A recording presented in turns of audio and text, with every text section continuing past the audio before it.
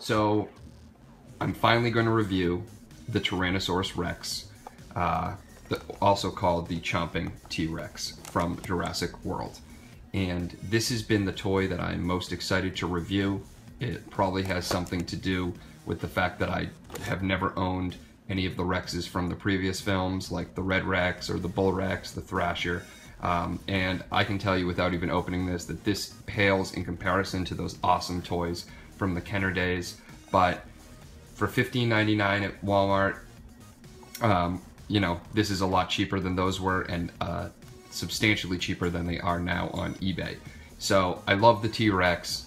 You know, this is who I think will be the hero of the film. We haven't seen him in the trailer, except for the top of his head. But I really do think he will eventually defeat the Indominus Rex in the film. So I've waited to open him. I'm really excited to get him out of the package and take a look at him up close. But as far as the packaging goes, we've got the T-Rex and then a couple small pictures of him showing the play feature.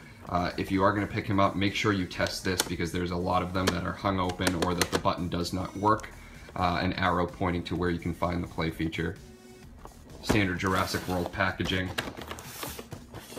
with the generic kind of picture on the front. The earth shakes with a menacing rumble. Hold your breath, and whatever you do, don't move. The powerful T-Rex is back. Chomping jaws as the play feature. It shows you that there are other raptors. We've reviewed everything over there. You can see my opinion on these three raptors in my earlier review, and of course the bad boy. And then it shows you how to put the tail in once you have him out of the package. So I'm gonna cut him open and we will take a look at him up close. So here he is out of the package, and I'm really stunned. I've been looking at him on my floor for you know, a couple of weeks now, and he's grown on me just by looking at him in the package and then kind of reviewing those terrible raptors and some of the lamer basher biters, especially the basher biter T-Rex, which is a very average figure. I'm kind of digging this right here. So he's nowhere near as big as the Indominus Rex, but he's still a pretty substantial figure. Cast in a tan plastic with the black claws, JW on the side.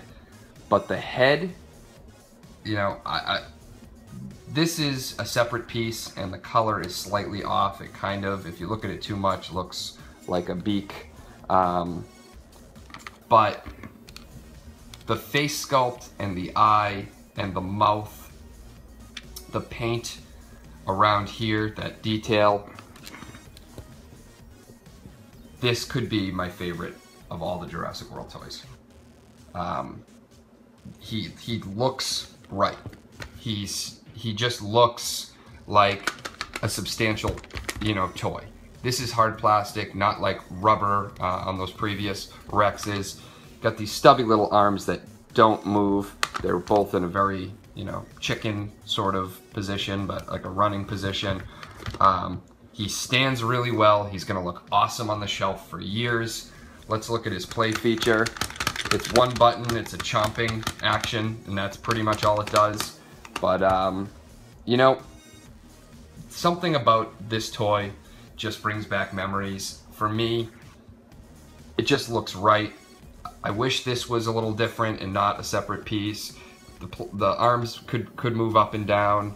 The play feature is, it works, it's decent. I've seen a lot of them that don't work, but just the size of the figure feels right. The head sculpt looks right. Everything looks in proportion. Muscular legs, just like that other one. Veins in the tail. Some veins right here. I just think that the sculpt is really nice. The paint is nice throughout the head, and I really love it. I highly recommend this figure. I think that of all the Jurassic World toys, this maybe the RC car, which I haven't reviewed yet, but this is pretty close to being my favorite.